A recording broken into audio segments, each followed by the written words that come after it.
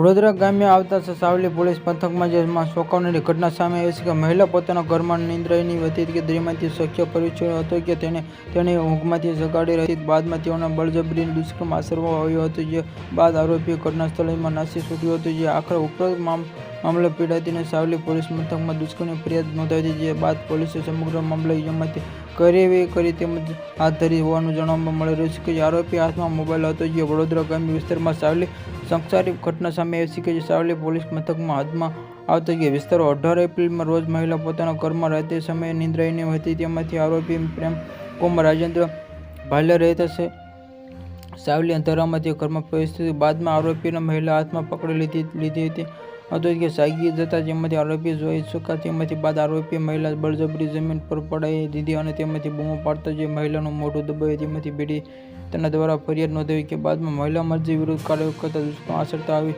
દુષ્કર્મના કારણે આરોપી જે પ્રેમકુમાર રાજેન્દ્ર ભાલિયા રહી સાવલી અત્યાર સુધી નાસી છૂટ્યા. ઘટના પીડિતા દ્વારા સાવલી પોલીસ મથકમાં આરોપી પ્રેમકુમાર રાજેન્દ્ર ભાલિયા રહી સાવલી વિરુદ્ધ દુષ્કર્મની ફરિયાદ નોંધાવી. તેમાંથી આવેલ બાદ પોલીસે આરોપી દબોચી લેવા માટે શંખરોધ કર્યા છે. સમગ્ર ઘટનાના પગલે પંથકમાં શંકાસ્પદ મચી જવાની પામી છે.